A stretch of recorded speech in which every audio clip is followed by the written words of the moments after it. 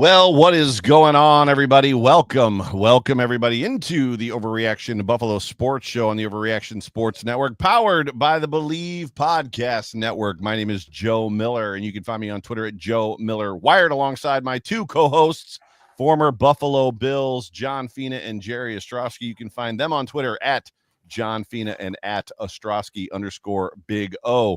It is so good to have every single one of you joining us. Please do us a favor. Please like, please subscribe. Smash that like, as the young kids say.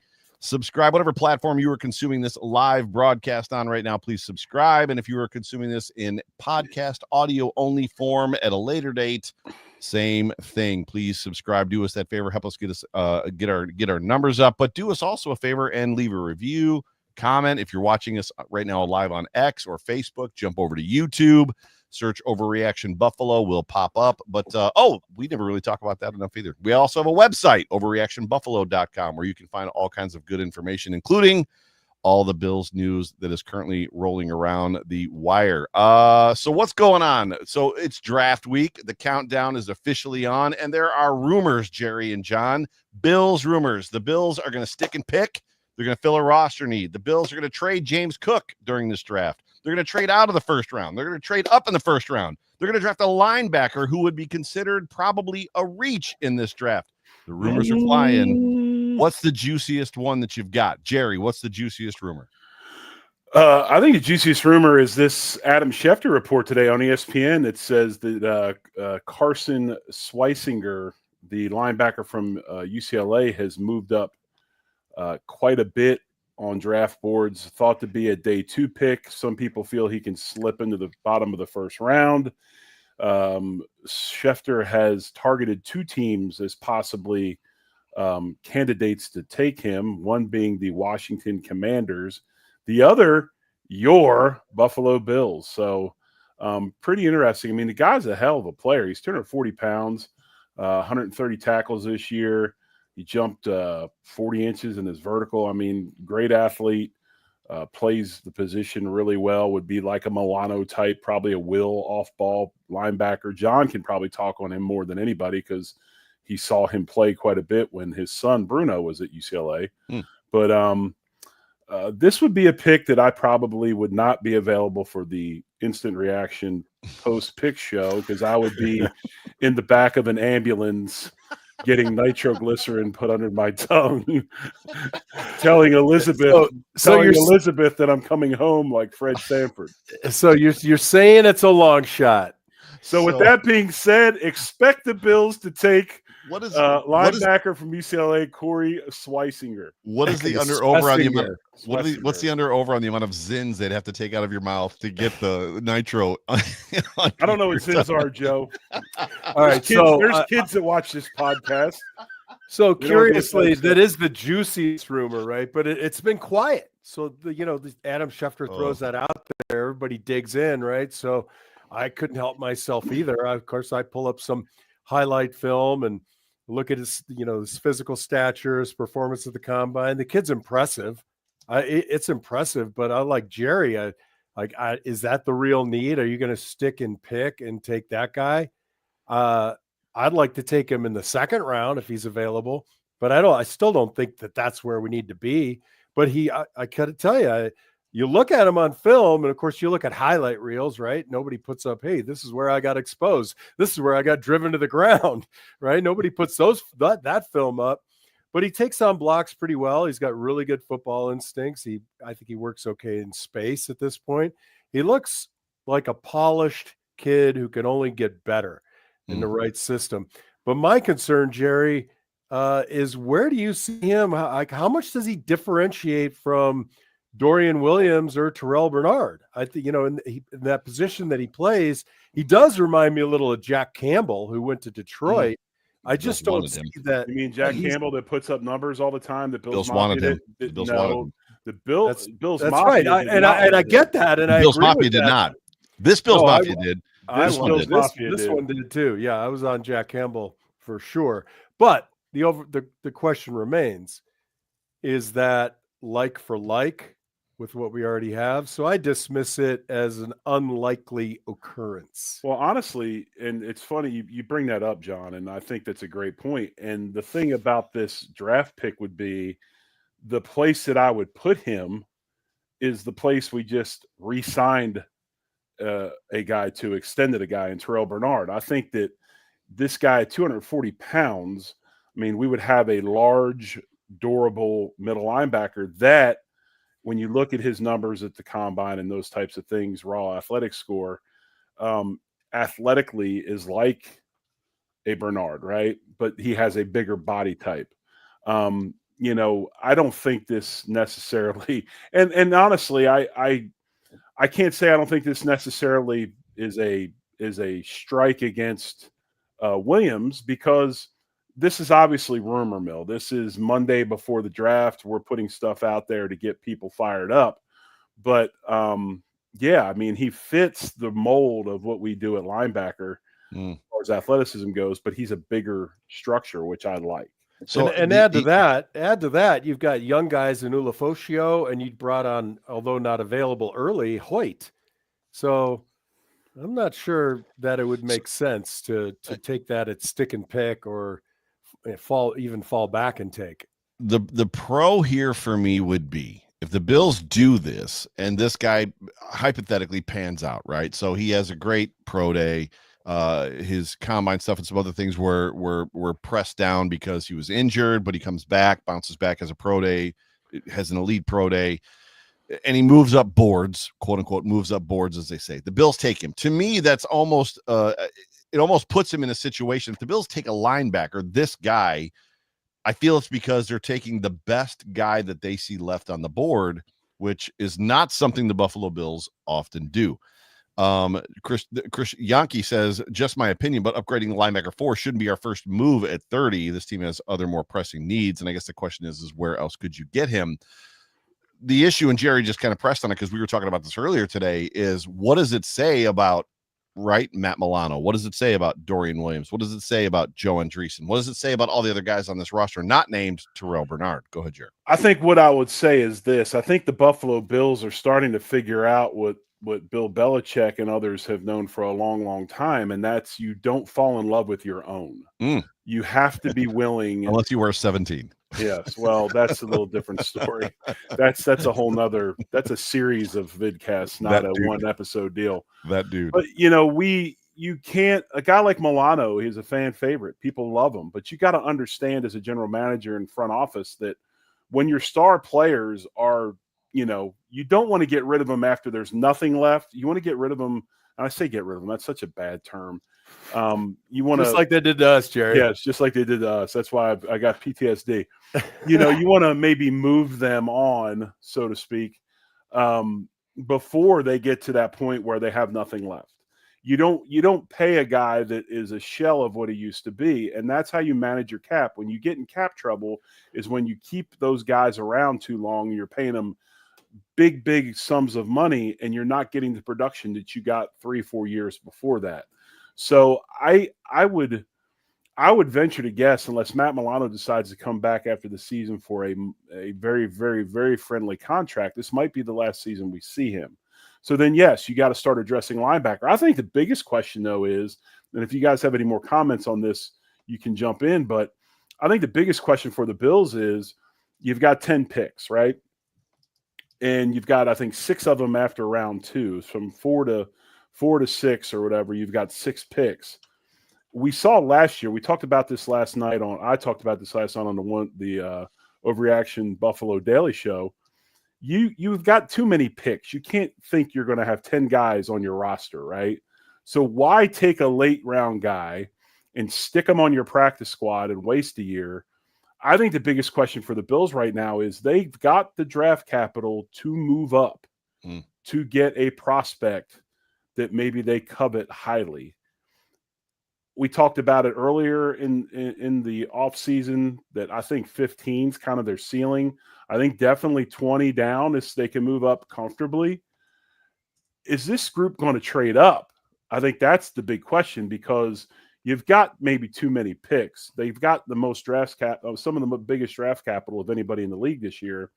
Do you package those and move up to get that impact guy that, by the way, is not a linebacker? I don't think that's a big question. Brandon Beane has shown that that's something he does. He moves up. Without any third-round picks, we got 2 in the 4th, 3 in the 5th, and 2 in the 6th, right? And just like you say, Jerry, no way you're going to sign it. Just put those guys on practice squad or put them on waivers after training camp or midway through training camp. This is the draft to really go up. And I don't know. I could see it one of two ways. You let go of enough capital to move up in the first round to get the guy you want, whether it's a defensive tackle or a cornerback. Or you move a lot of those late round picks and load up deeper in the second round. That too could be an option, right? You might even give up that first round pick and load up in the second, giving up your 5th and 6s. Well, I think the biggest problem is that I would have to think, and I don't think that Trey White dictates the Bills not taking a cornerback with their first pick of the draft. Agreed, 100%. I think if anything, what Trey White being on the roster does is almost kind of put you in a really unique, cool position where you can bring that young guy in, put his locker right next to Trey White's, and let Trey mentor him because he knows the defense. He's well respected. He'll be a hell of a leader in the locker room. What better person for a young cornerback to learn from than Trey White?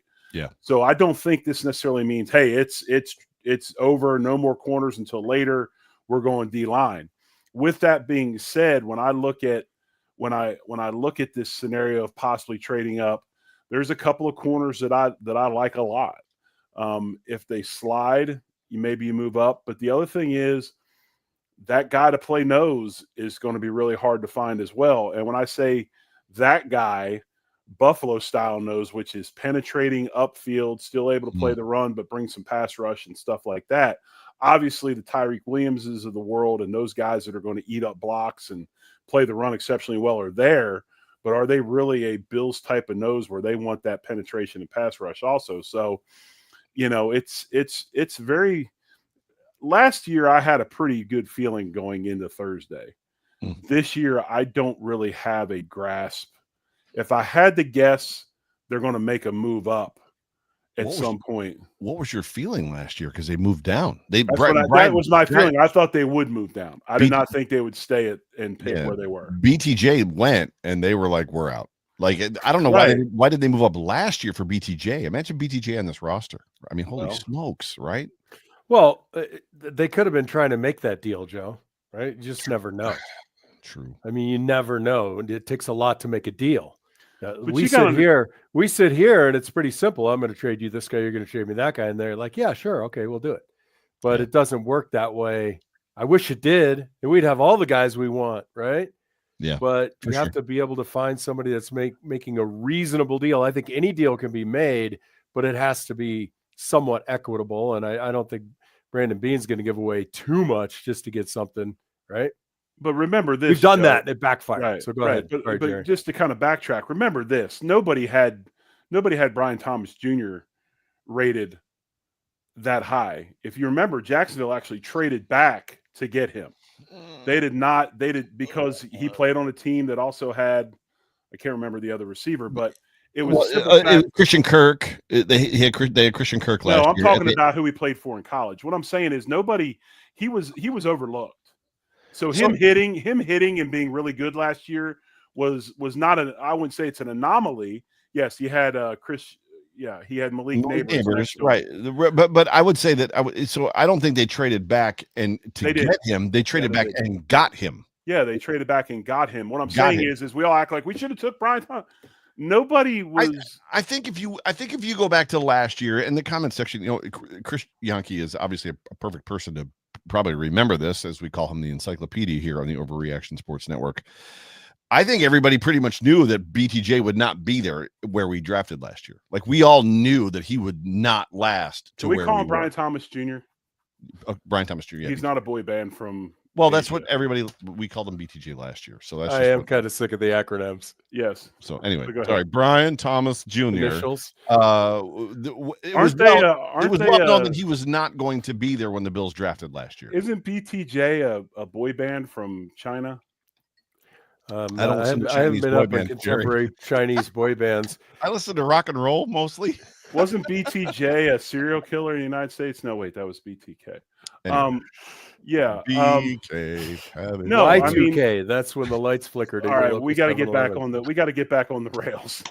That being said, I think the biggest thing is if one of those defensive tackles falls to you. Now, we will talk a little bit on the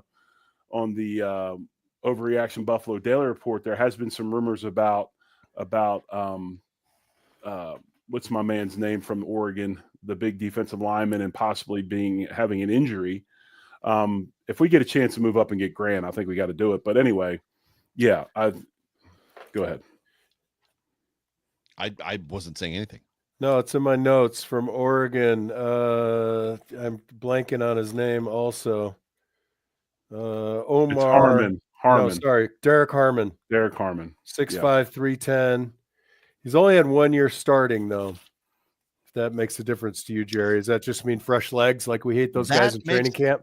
That makes a difference to me. Every time the Bills have taken a 1 year starter guy, it's either been a long, slow process or a whiff. Aaron Maven, Rousseau took a couple years, right? I mean, it's just John Fina. Well, in Joe Miller's defense on John Fina, I was 12. No, I'm kidding. Oof, that hurt. I was 16 or 17. John Fina. As John's coughing his lungs up. John's sick, by the way. John is manning up for this episode of the Overreaction Buffalo Sports Show as he's not feeling well today. But Jerry, you're going to say something? No, I was going to say, so my feelings in the draft anyway, if you ask me, and we'll talk about it Wednesday night of my favorite guys or whatever, I think you've got to try to find that interior defensive lineman first, then hopefully go cornerback second. I'm not enamored, or I don't feel like we have to sell the farm to get a defensive end. We'll find one. We've got enough defensive ends we signed this offseason to be fine there. We don't have to make crazy moves to get one of those. So I'm D tackle, corner, and then edge. I like it. I'm going to throw out there in regards to the rumors that are out there and the Buffalo Bills trading James Cook, which we've talked extensively about James Cook, his position, his role here, the contract, the potential for trading him, moving up, yada, yada, yada. However, there's been a little bit of noise that has not been talked about by content creators, whether it's amateur, novice ones like us, independent, or national media, local media stuff. James Cook recently has posted pictures on Instagram of him in a Bills uniform. There was the fun thing where I don't know the exact context, but he was with a podcaster or a content creator that gave him some like other logos of teams, and he crumpled up the Dolphins, whatever, like the Dolphins, Jets, and the Patriots logos. So there's a little bit of maybe it's not as deep and dark and concerning as we thought. Well, all right, I'll take the bait on that.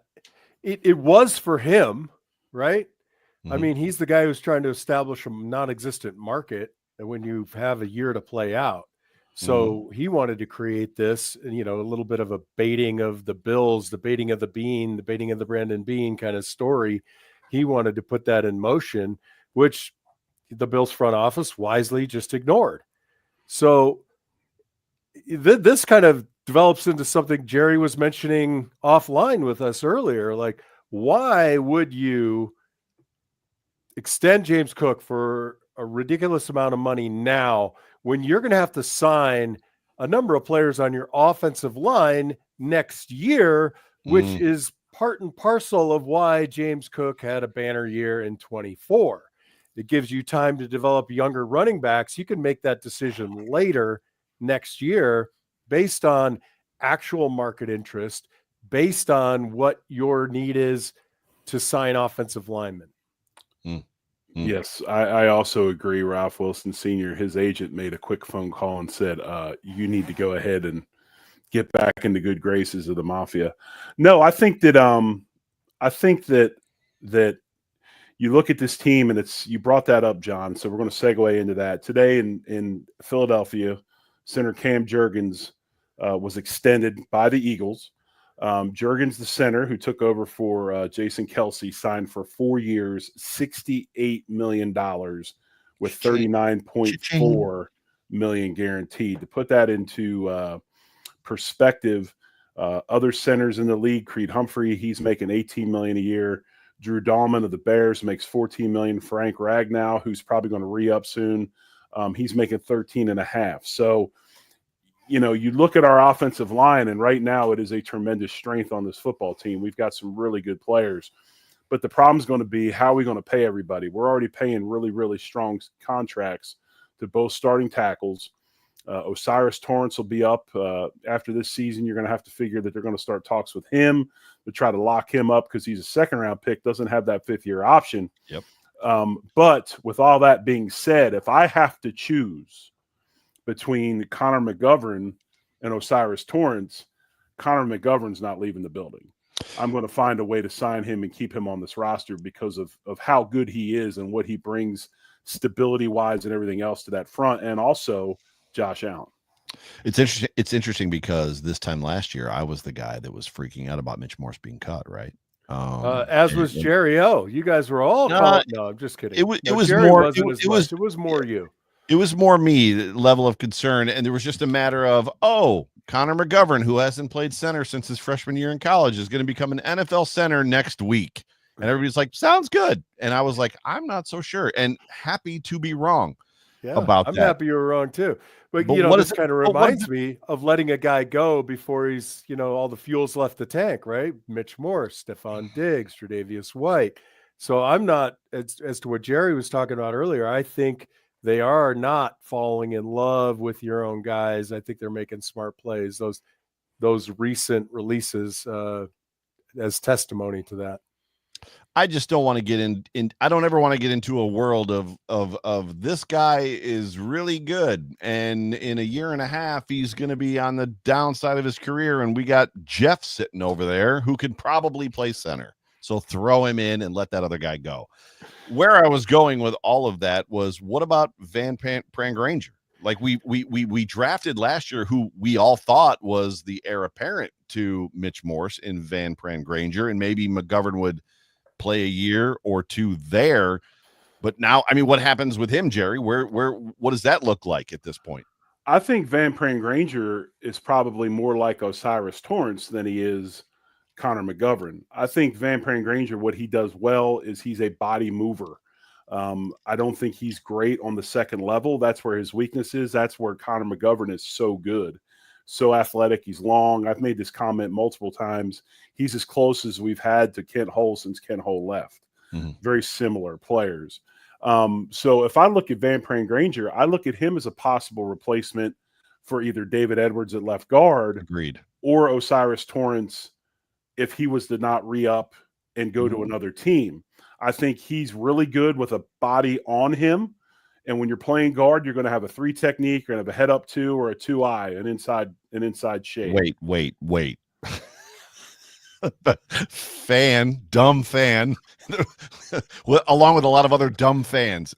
Break what you just said down. 2-eye. What'd you just say? So a three technique is on the outside shoulder of the guard. Okay. Yes, so that would be a defensive lineman on the outside shade playing B gap. The B gap's between the guard and the tackle. A 2 technique would be head up on the guard. Okay, straight up 2. So 3, 2. You can call it a 3-eye if it makes it easier. So where's the eye come in? What's the eye? That goes back decades. You don't want to don't try to define it. So you got a 3 technique and a 2 technique. If you're a guy, a defensive lineman, and you line up on the inside shoulder of the guard, is that the eye? That is a 2-eye. Okay, is eye inside? Please say yes. Please say yes. That eye is inside. Please possibly.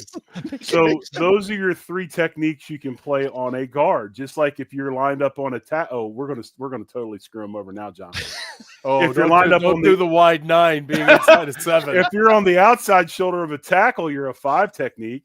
If you're head up, you're a 4. If you're on the inside shoulder of a tackle, you're a 4-eye. Okay, you got this. I have an iPhone. Does that help?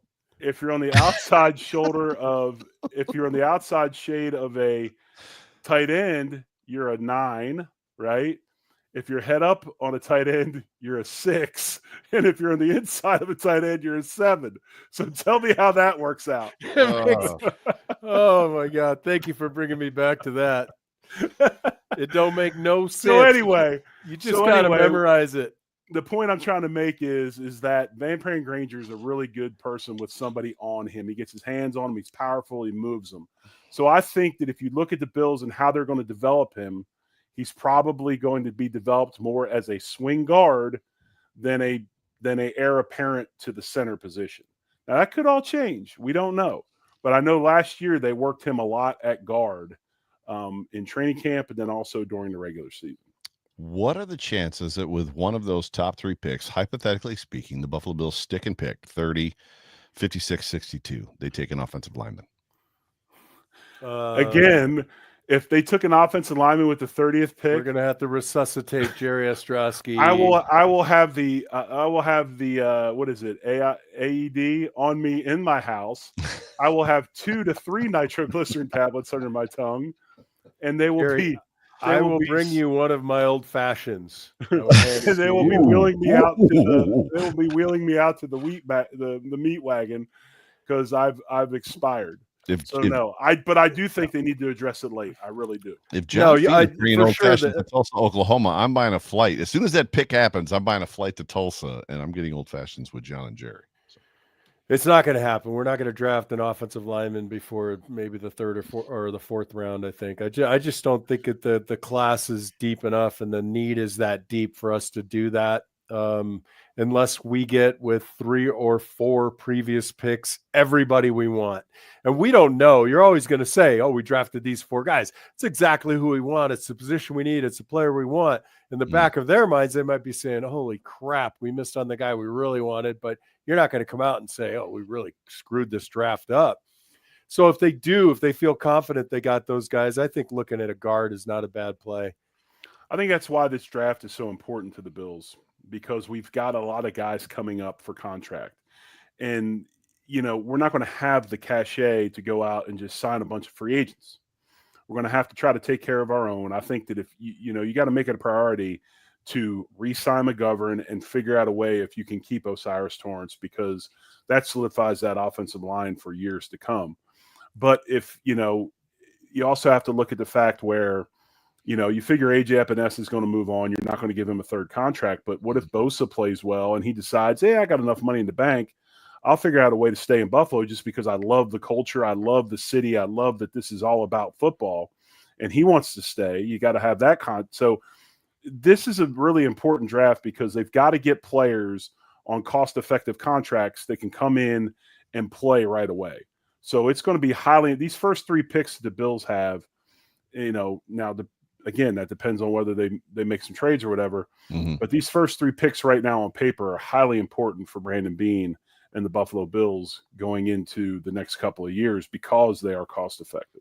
Yeah, they got to be contributors right out of the gate. Yeah, Connor McGovern next year, so he's got 1 year left on his deal. So he's got this year and I think next year. You've got what? You've got Connor, I believe, is done after this year. Oh, is it after this year? Gotcha. He's under contract for 25. And Torrance is the one that has this year, and then he'll be playing his last. And he can't be extended until after year 3. This will be year 3, I believe, as for NFL rules. Exactly. Dion is done for a couple more years. Spencer just signed not too long ago. It's at the end of the day, it very much locks you into, and you've got Van Pran Granger, who is there, right? And one of the weakest spots, which is potentially guard with David Edwards. Who has 1 year left on his deal this year? No, yeah, he expires after this year as well, and I'd have to think that they're going to let him go on. You've got to hope that Van Pran Granger takes that spot, right? Well, but here's the thing, though. You keep talking about him, but you also got the likes of Alec Anderson as a guy who could come in. 100%. You can speak on the guy, and I don't think he's as good of an option as the other guys. But you got Will Clapp, who's a 7-year vet from LSU. So you've got options there. The other thing is, you also have to look at Grable. I mean, Grable's a guy that came in, became the swing guy as a 6th-round pick last year from UCF. He could go inside if need be. So you've got options on the roster. I'm not saying that they have to go out and find somebody, but you probably ought to think about, using one of those later round picks on a guy that could come in and learn, because we all know it takes some time to get up to speed. And if you have that extra year, now all of a sudden, doomsday hits, you got some guys on your roster that could compete. But I would have to think, thank you, Chris. Why don't you put him on the payroll and just let him This is the only network that I know of that calls Chris Yonke the encyclopedia, and there's a reason. I'm going to throw this out there. Alec Anderson is not going to be an option to play guard if we stick with the six offensive lineman formations that we have. You're not going to pull him out of that and try and teach another guy. Well, they pulled David Edwards out of that. Yeah, I just don't see it. I mean, it could be. But you start playing him at guard, then he's got more contract leverage. Keep him out there as a sixth man playing in space. Yeah, but I could give a rat's about the sixth man, the six extra linemen. Oh, bull-loading, man. I'll take Grable to do it. I'm serious. My worry is we've got a all-star quarterback that's aging, and you don't want him behind a suspect line. So you better aging. Well, how many years has he been in the league? 6, 4, 3. Isn't he playing his 7th year? Chris, can you go ahead and confirm that? Is it his 7th year? To me, I want my offensive line to be as good as possible. No, I agree with you on that part. I just think that it's not going to be easy to train somebody to do what Alec Anderson has done. It took him 2 years to get it. If we use it a lot, I think you're smarter to have Van Pran Granger over there, Tylen Grable, and continuing to work through it that way. I still think Alec Anderson's your swing tackle. Okay. Yeah, I'm just wrapped up in my head about the critical differences between when we had Eric Wood, Andy Levitri, and Ed Wang on this team versus Will Clapp and Richard Garage. But that's a different conversation for a different day. Moving on to as far as just looking back at this draft as we spend the last couple minutes here that we've got with you guys. The countdown is officially on. We've got a daily update show with Jerry Ostrowski, the daily Buffalo Overreaction Buffalo show, and then we've got the Big O show coming on Wednesday. Thursday is the draft. Stick and pick. Where are you guys at? Stick and pick at number 30, or what is your greatest feeling that the Buffalo Bills are going to do on Thursday night? They are going to trade up for cornerback or defensive tackle, whichever cornerback or defensive tackle. Gotcha. No, I think the Bills trade up as well. The only way that they don't trade up is if there's a couple of corners that are still available that are slipping down. I'd like to know. I wish I could get on the phone and call Brandon Beane and ask him how comfortable he is with Troy Amos, because I think that's a very, very intriguing pick to me. I think he'll be there at 30, but I think you move up and try to get one of these defensive tackles. And to me, anyway, the guy that stands out the most to me is Grant, the kid from Michigan. I think he's a tremendous player. So which is it, Jerry? Are you saying trade up or not? What did I just say? It seemed like it had a lot of caveats on it. It was like attached. There was dangling participles everywhere, run-on sentences. Which is it, trade up or stick and pick? I think they trade up. I will re-say what I said. That's it. I got all the other stuff, bro. Unless trade up is what you're saying. Picks. Don't you got to go back to bed?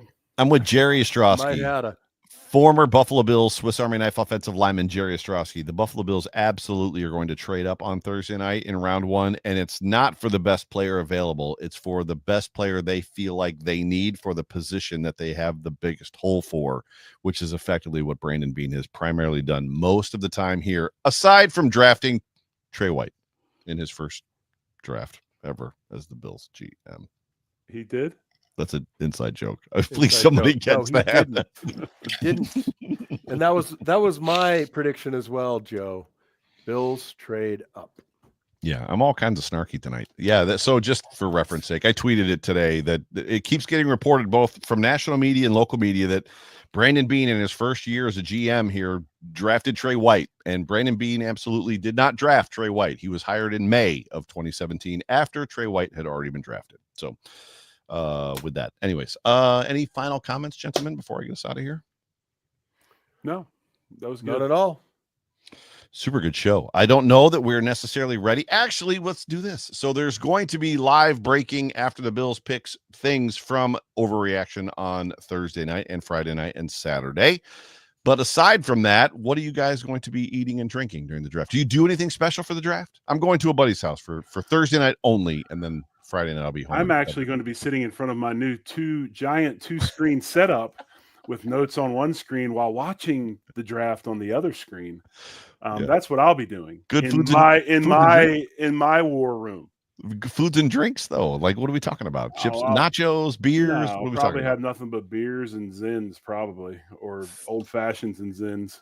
So I'll be having Bruno Fina in town with how about Mimi Fina, Roman Fina, watching the draft. Who knows what we're going to eat, but it'll be interesting. All I ask is when one of those big ass offspring that you've had, if they have like a draft party and they get drafted, can I be one of the dudes in the room that jumps around and jumps on them and like high fives and acts like an ass?